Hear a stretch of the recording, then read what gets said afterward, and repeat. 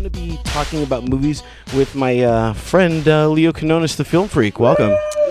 Hey, it's great to be back at NoHo too. I really had a great time last time, so thanks for having me. Yeah, last time you were here, we did the show, which was the year in movies for 2011, and so it went so great. I said, hey, let's do a summer blockbuster spectacular. Right, I'm telling you. The time is right to talk about blockbusters. And again, I like the new look of the studio.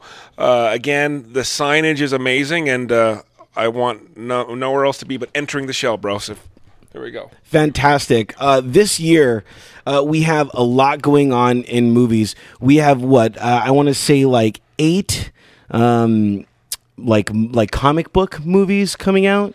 Absolutely. And then we got, what else do we got? Well, the comic book thing, it's paying off in huge dividends. The Marvel thing, the DC Comics, Spider-Man, Batman, Superman. It's just all. It's fine. It's good that these guys are all getting their feature film treatment. I'm really proud. Good writers, good actors, good stories. So some of these are 60 years in the making. Captain America, 60 years. So literally, a guy who's 70 years old who picked up a Captain America comic book 60 years ago can still get his rocks off and get his superhero yah-yahs out. I think that's cool. And they touched on that in the Avengers movie. Yeah. Which, because let's face it, the blockbuster season usually starts in June. But this year, it kind of sped up into May. Wait a minute. Are you kidding me? It's been going earlier and earlier and earlier. It's like a couple years ago, it was March 3rd with Alice in Wonderland. That went on to be the number 6 grossing movie of all time with Johnny Depp as the Mad Hatter. So yeah, if they've got the hit, they'll go earlier and earlier and earlier. And May, that's right in the wheelhouse of summer now. Is it? Yeah, big time. So again, with the Avengers coming out, and what was that, May 11th? Here we are. It's already at number 5 on the all-time list, and it's just such a great movie. I went out. Okay, I wanted to go see the movie, but I waited about 3 weeks to finally go see it. I'm different. I don't like to go with a bunch of people. I like the theater to myself. Mm-hmm. I don't like. I just being in crowds just really bothers me for some strange reason. Mm-hmm. So I finally went. I went to a morning show because I knew no young kids would be there because nobody wakes up that early. Right. And I saw the movie. I don't think it lived up to the hype that everybody was talking about. Yet another jaded soul. I'm telling you, what did you expect? Did you expect more from that movie? I did. Really? Oh. I did. Everybody was talking about the Hulk and how incredible he was.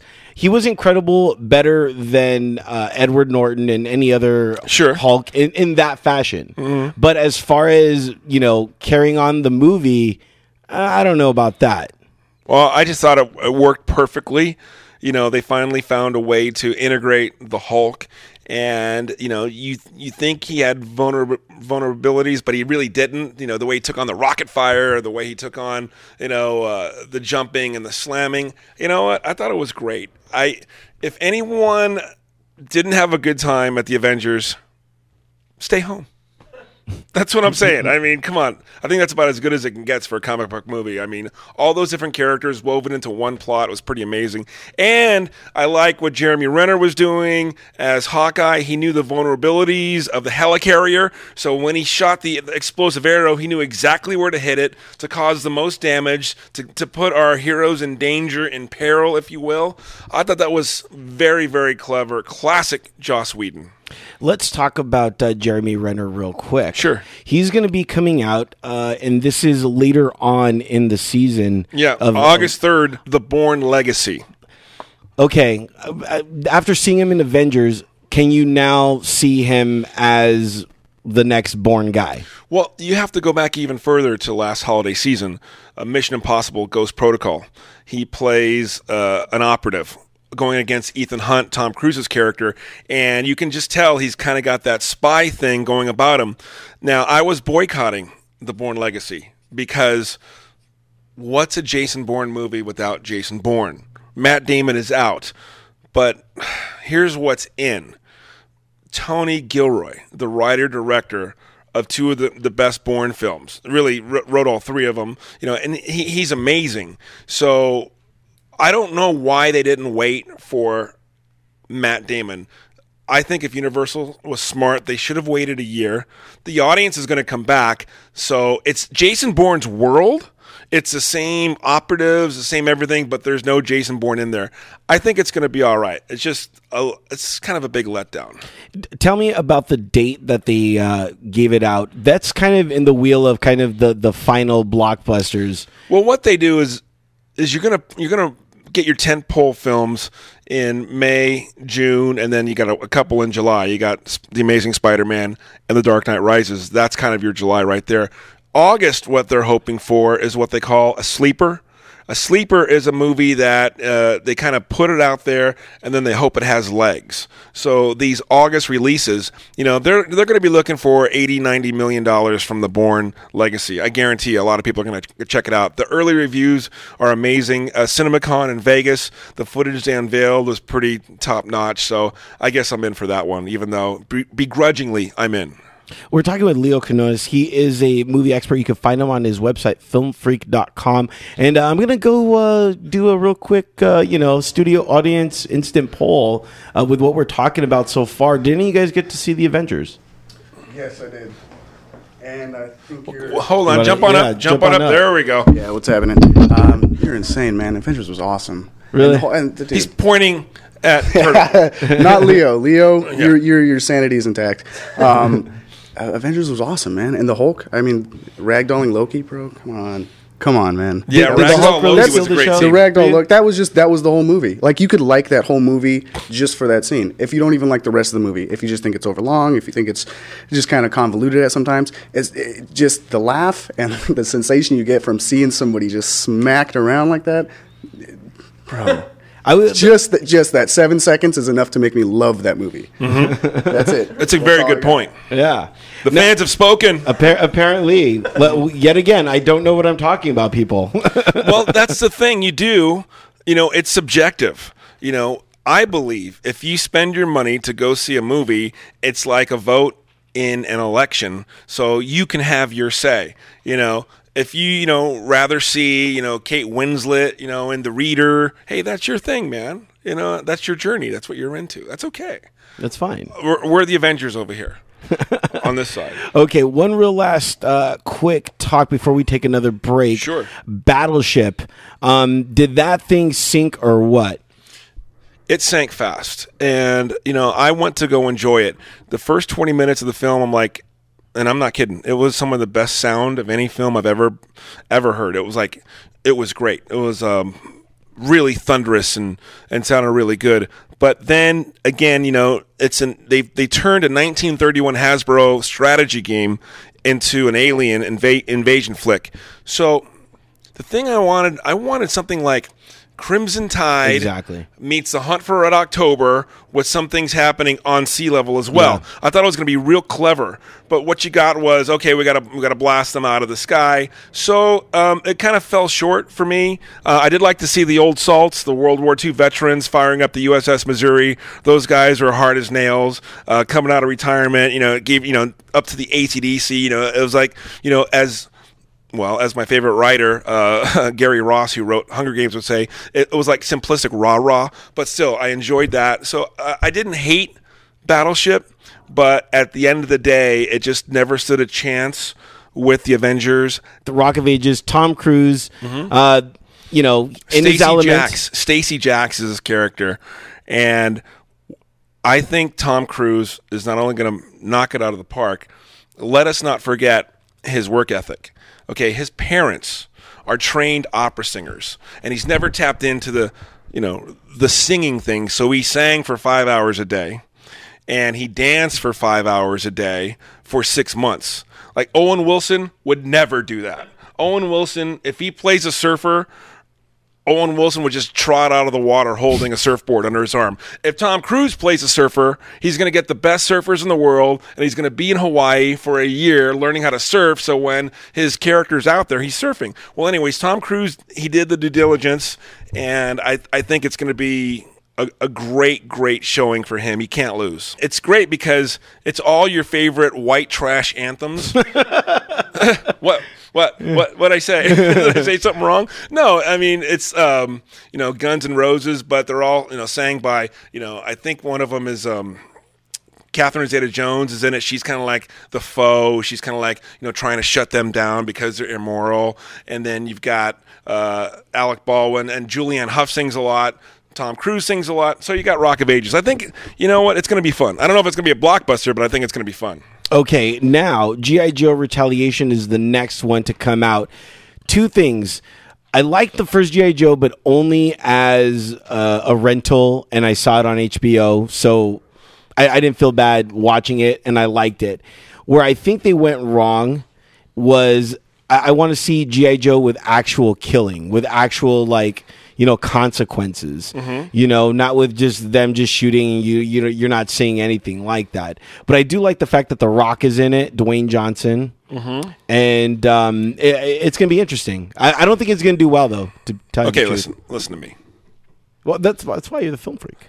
Stephen Sommers, took one of the great Universal monsters, The Mummy, and did that to it. Okay.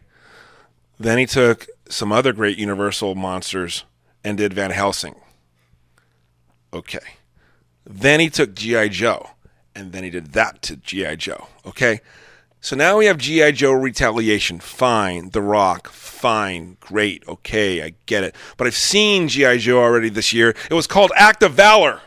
Okay, it was a Navy team SEAL 6, with real live rounds being, that is what a G.I. Joe movie should be, not this slick stuff. G.I. Joe, if you think about G.I. Joes when you played with a kid, they had a little raft, okay, the little blow-up raft with a little outboard motor on the end. They painted their faces, they had a bayonet, they had those ball joints in their elbows. They were badass, and I don't like a glitzy G.I. Joe, so I'm going to say my G.I. Joe was Act of Valor. When G.I. Joe grows a pair, he wants to be Act of Valor.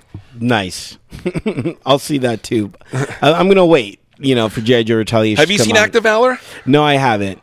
Once a Marine, always a Marine, That's brother. right, baby. Yeah. What happened in Act of Valor was, and this is a great rental, there was a lot of people nitpicking and being condescending about the real Navy SEALs guys acting. But you know what? They're not actors. You want to see them in the field kicking ass doing operations. And the operations that they pull off to save our freedom, by the way, is nothing short of incredible. And that was one of my favorite movies of the year by far. With that movie, I was under the notion of why watch it when you've lived it. Well, then you've seen some crazy stuff, my man. I have. And I'm about to see something more crazier, which is The Amazing Spider-Man. This is the new reboot of Spider-Man that just came out. So it's still fresh. I'm interested in, are they going to start off from the very beginning? Or are they just going to be like, hey, you already know what Spider-Man's about. Let's just take you right into it. I don't know the story plot points, but I'm starting to get into this whole thing of reboots. Reboots, I think, are great. They're already planning the next reboot when Christian Bale is done and Christopher Nolan's done. They're going to get another Batman in there. We have another Superman on the way. We have this new Spider-Man because that Spider-Man 3 was terrible. I mean, I don't know how many times as an audience we have to be in the middle of the night. There's a bunch of scientists doing molecular experiments, and the only thing separates us from them is a weak chain link fence, and you can hop over, you can get stuck in the experiment, and then you turn into Sandman, blah, blah, blah. And then Venom is the least menacing face ever, Topher Grace. Every time I started to get scared, it healed back and it was Topher Grace. I go, okay, I'm not scared anymore. Thank you so much. It was just the worst movie I think I've ever seen, Spider-Man 3. So let's get back. Let's get Andrew Garfield in there and let's see what he can do. And the technology is getting better, and hopefully he's a really, really good actor. So you know what? Count me in first row. I'll be there. Emma Stone is, I think, the only factor in there where I'm thinking that I'm going to watch it. Although, when I see her with blonde hair, it kind of takes me out because she looks so hot with red hair. Well, now that they're an item now, but Emma Stone, if you think about it, she's taken every role that Lindsay Lohan could not be a part of. It's a little sad, because Lindsay Lohan has her own problems, and hopefully those are behind her and she'll move forward. But you know what? The opportunity came. Emma Stone came in there, and she has been, from Zombieland to The Help. She is just on fire, and again, she's going to be great in Spider-Man. Let's get into July 13th. As we are talking about the blockbuster season, and that is going to be something that I didn't know much about until Darren, one of our audience members, came up to me, and he basically put of his phone in front of me and said, "You have to watch this. You're not a man until you do." And I was like, "Holy cow!" And so it was the trailer for Ted. Yeah. Your thoughts on this? Well, you're not going to find a funnier guy than Seth. What's his last name? Seth MacFarlane. The guy is just cutting edge humor. And, the blank canvas opposite the teddy bear is Mark Wahlberg, who's perfect. Mark Wahlberg was a vanilla when Christian Bale was crazy in The Fighter. So all the light is going to be on this teddy bear, Ted. But there's one thing I don't like about the trailer. Everybody takes him as it's a normal thing. You know what I mean? He's part of society. Darren, jump up there and it's the Seth MacFarlane world. If you've seen Family Guy and his Delicious, right? In Family Guy, he's got Brian, and everybody's like, "Hey, Brian!" Brian drives and he drinks and he goes to bars and. Right.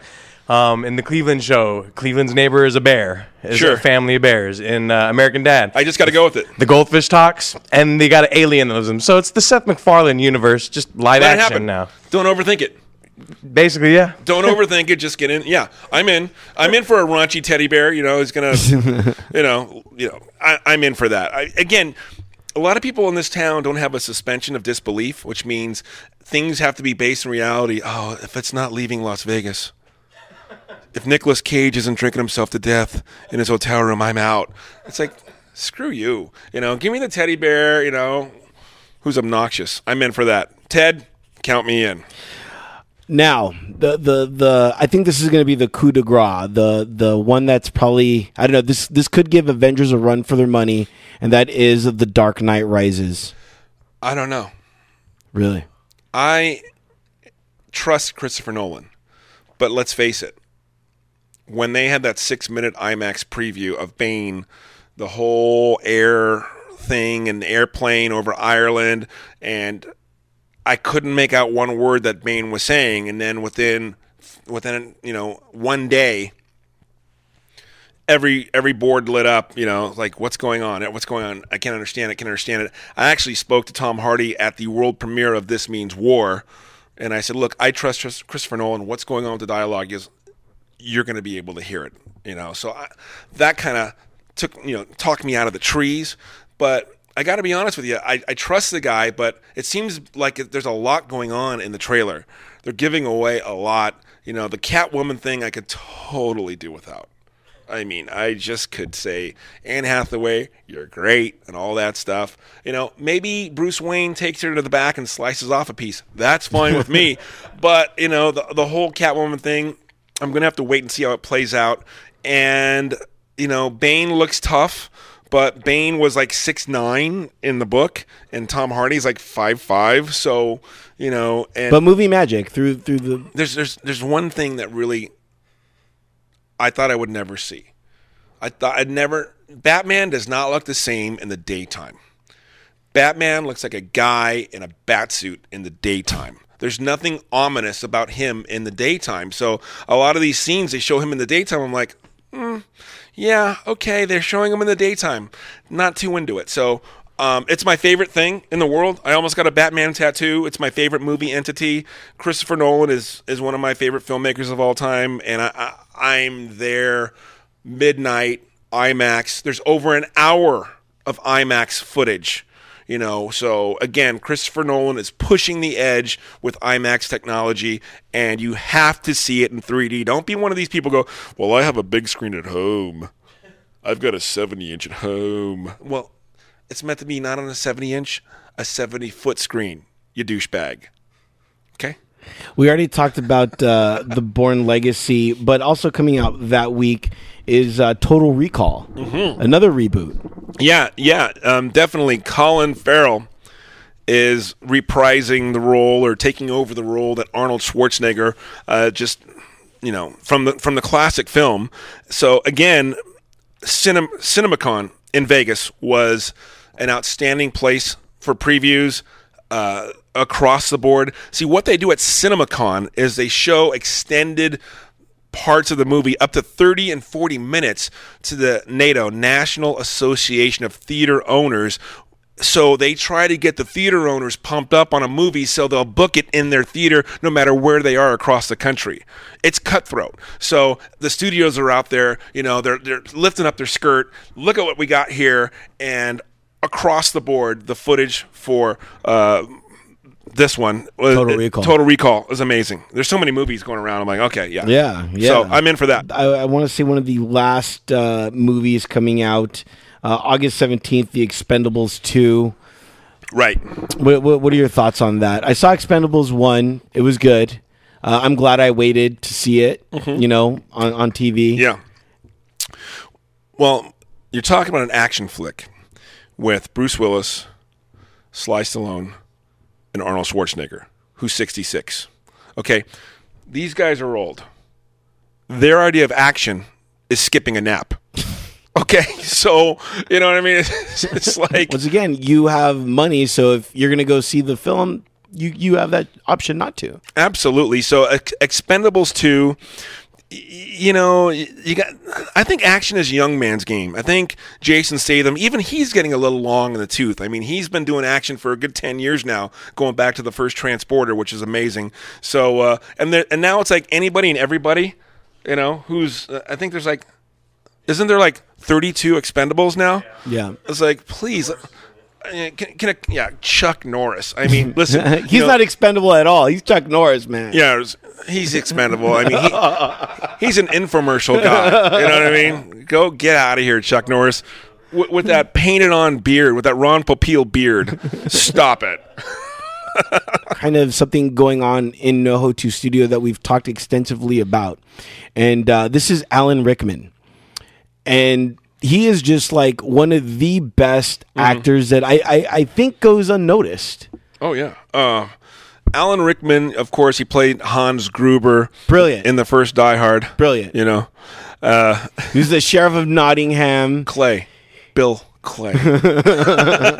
And he was also the trained actor in Galaxy Quest. Yeah. And Galaxy Quest is... He was amazing. One of my favorite movies of all time. And, and then the Harry Potter series.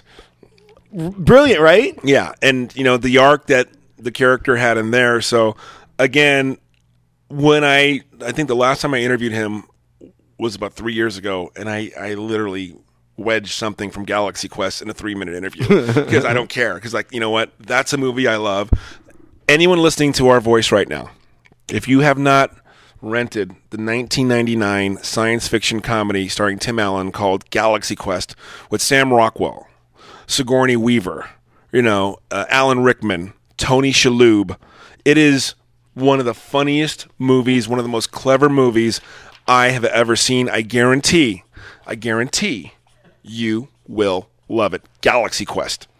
Download it. Is it true? Do you think he's a very not necessarily respected, but he's one of those actors that we just kind of forget about until we kind of see so many other movies and we're just like, wait a minute, this guy's pretty badass. Well, he's the kind of actor that once he walks on a set, he makes everybody else better, because he may have a supporting character, but he's always in there, and he's always in the realm of stealing the show.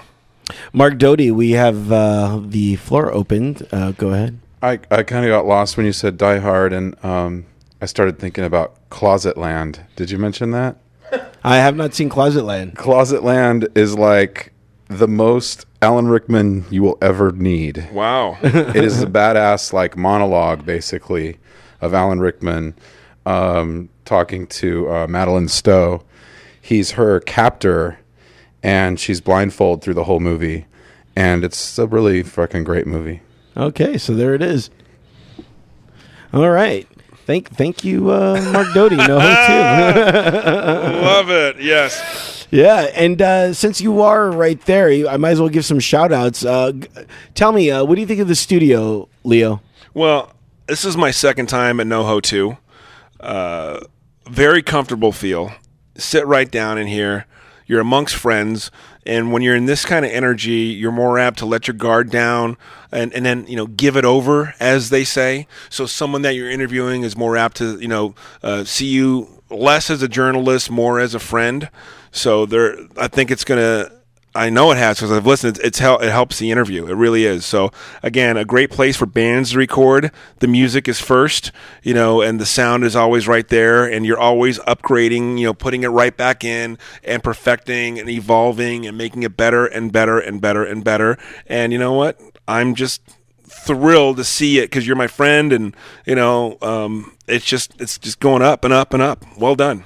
Cool. Yeah. And if you ever want to, use NoHo 2 for your own craziness, log on to noho2.com and speak to Mark Doty. And real quick, I want to give a shout out to my friend Darren. Thank you so much for coming, man. Big Daddy D. Yeah. Thanks for having me. Yeah. Major stud coming out. So, make sure whatever you choose this summer, make sure you just have a good, fun time. And lastly, I want to see... By Grabthar's hammer, you will be avenged. I had to do a Galaxy Quest quote. What? Also, try not to bring your newborns or your little toddlers to the adult movies, because I don't want to hear a kid crying at the most important part of the movie. I can say this here, right? Yeah, you can say whatever you want. This is good, Darren. Texting is the new talking in theaters. And just because you pop it out in your lap doesn't mean that I can't see it from 25 rows away, okay? You want to wonder why people think you're an asshole? It's because you're texting in a film. If I see you doing it, it's not going to be a smartphone. It's going to be a broke phone. Whoa! Very nice. Very nice. Very nice. Leo Quinones has been my guest. Thanks, buddy. Filmfreak.com. My last question. What is going to be the movie that reigns supreme this summer? This summer, reigning supreme. Well, are you talking about box office or are you talking about critical? Box office. Where it counts. I don't think anything's going to beat the Avengers. Nothing's going to beat the Avengers. Batman made $555 million for The Dark Knight Rises. I don't know if it's got that kind of juice. I just think the Avengers is just what everybody wants to see. I think the jury's still out. It's going to be a tough battle between Dark Knight and the Avengers. I'm going to go with Dark Knight. How about that? Good. Okay. I'm going to go with Dark Knight. We'll see at the end of the summer who wins. We'll meet right back here. Deal. Enter theshell.com. Thanks for distracting